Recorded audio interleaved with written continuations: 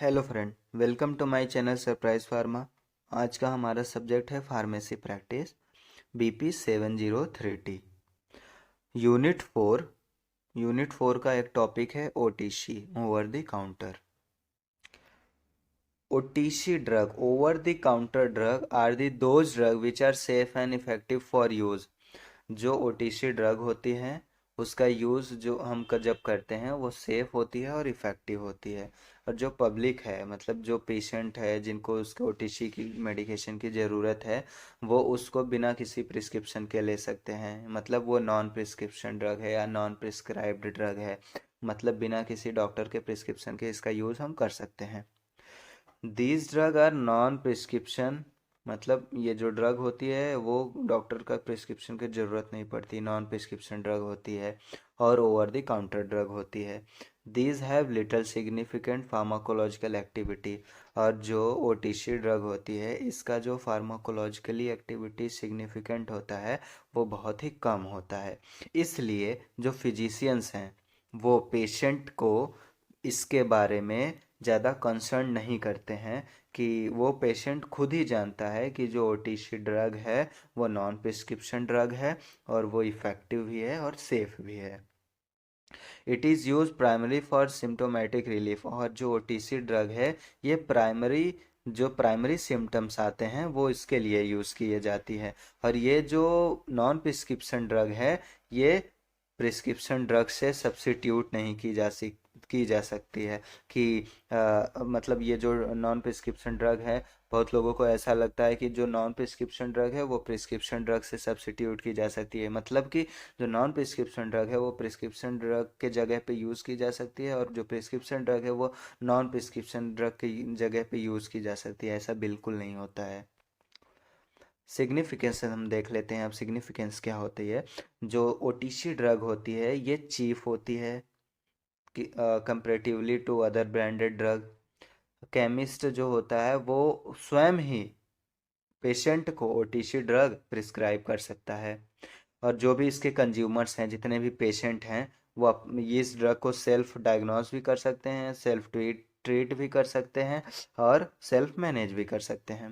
और जो ये ओटीसी ड्रग होती है वो टाइम सेविंग मेडिकेशन होती है। कैसे टाइम सेविंग मेडिकेशन होती है, जो बहुत सारे ऐसे पेशेंट होते हैं जिन्हें क्लिनिक जाना अच्छा नहीं लगता या फिजिशियन से मिलना अच्छा नहीं लगता, तो ये अपना खुद ही काउंटर ड्रग ले लेंगे, over the counter drug. Medical पे जाके ये ड्रग ले सकते हैं और खुद फार्मासिस्ट की सलाह पे इसको खा सकते हैं। Lesser number of side effect compared to the prescription medication. मतलब जो नॉन प्रिस्क्रिप्शन ड्रग होती है उसकी जो साइड इफ़ेक्ट होती है वो प्रिस्क्रिप्शन मेडिकेशन से कम होती है। अब हम देख सकते हैं कि जो ओटीसी ड्रग है उसका कितने टाइप का होता है वो। जैसे एनाल्जेसिक हो गया। अब एनाल्जेसिक का अगर हम एग्जांपल देखेंगे तो कोडीन और हाइड्रोकोडीन। एंटीबायोटिक हो गया, अगर हम एंटीबायोटिक का एग्जांपल देखेंगे तो जेंटामाइसिन हो गया। और कफ सप्रेसेंट में भी दो आता है, एक एंटीटिसिव ड्रग आती है और एक एक्सपेक्टोरेंट ड्रग आती है। एंटा एसिड्स हम ड्रग देखते हैं। एंटा एसिड्स कौन कौन सी ड्रग होती है। जो एंटा एसिड ड्रग होती है उसमें एल्युमिनियम हाइड्रोक्साइड होता है और मैग्नीशियम कार्बोनेट। और एंटी एक्नी ड्रग हो गया, नैसिड्स हो गया, नैसिड्स में आइबुप्रोफिन हो गया और डाइक्लोफेनेक सोडियम हो गया। अब antiseptic drug, decongestant, example xylometazoline, nasal use है। Antifungal, antihistamine. अब हम देखते हैं कि rule for the people use of OTC drug. कौन कौन से रूल होती है ओटीसी ड्रग को प्रॉपर यूज करने के लिए। Always known what you are taking, known effect. और एक चीज़ तो बहुत इम्पॉर्टेंट होती है, मतलब जो ओटीसी ड्रग है उस पे जो वार्निंग्स लिखी होती है, जो उसके कॉजन्स है, उसे हमें अच्छे से रीड करना होता है और माइंड में रखना भी होता है। याद भी करना होता है कि जो ओटीसी ड्रग है वो 1 या 2 वीक से ज़्यादा हम इसका यूज़ नहीं कर सकते। और if you have question ask a pharmacist. अगर आपको ओटीसी ड्रग के बारे में कोई क्वेरीज हैं तो आप फार्मासिस्ट से पूछ सकते हैं। अगर आप इस आपको जो ओटीसी ड्रग है उसकी नीड है तब तो आप उसका यूज़ करिए, अगर नीड नहीं है तो आप यूज़ मत करिए, क्योंकि वो बहुत ही हार्मफुल होती है। स्पेशल पेशेंट ग्रुप, अब कौन कौन से ग्रुप के जो पेशेंट होते हैं वो इसके लिए स्पेशल होते हैं ओटीसी ड्रग के लिए, कि इन इन पेशेंट को ओटीसी ड्रग ज़्यादा यूज़ नहीं करनी चाहिए, जैसे चिल्ड्रेन हो गया, और ऐसे औरत जो प्रेग्नेंट है और जो ब्रेस्ट फीडिंग मदर हैं उनको भी ज़्यादा ओटीसी ड्रग या ओटीसी मेडिकेशन का यूज़ नहीं करना चाहिए, वो बहुत हार्मफुल होती है। और ओल्ड पेशेंट को भी इसका ज़्यादा यूज़ नहीं करना चाहिए। और बहुत सारे पीपल लोग ऐसे होते हैं जो बात करते हैं कि जो प्रिस्क्रिप्शन ड्रग है वो बहुत ही हेल्थ प्रॉब्लम देती है। तो हम देखते हैं ओटीसी मेडिकेशन सेफ तो होता है, लेकिन ये रिस्क फ्री भी नहीं होता है, मतलब ये रिस्क होता है इसमें, सेफ होता है और रिस्की भी होता है।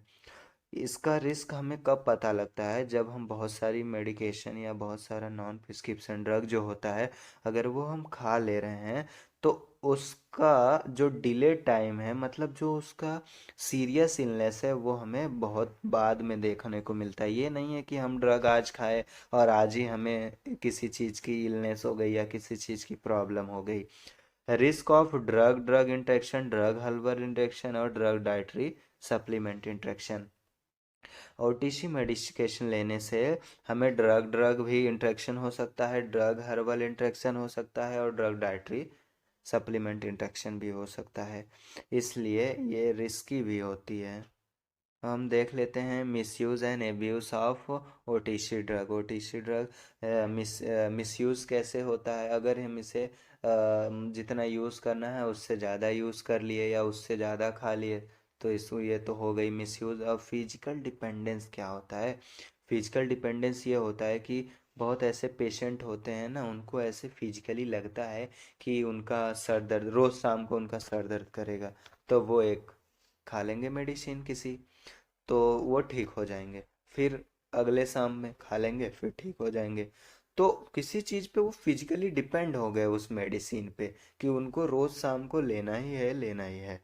और फिजियोलॉजिकल डिपेंडेंस क्या होता है? फिजियोलॉजिकल डिपेंडेंस जो होता है ये इमोशनली होता है, इमोशन के थ्रू। और नॉन प्रिस्क्रिप्शन प्रोडक्ट कौन कौन से होते हैं? ऐसे कौन कौन से ओटीसी ड्रग होती है जो कि हैबिट फॉर्मिंग हो जाती है?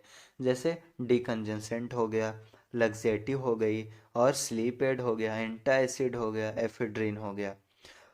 Only 16% read the entire product level, मतलब जो भी ओटीसी ड्रग या ओटीसी मेडिकेशन जो भी पेशेंट ले रहे हैं उसमें से सिर्फ 16% लोग लेबल को पढ़ते हैं कि इस मेडिसिन को यूज़ कैसे करना है।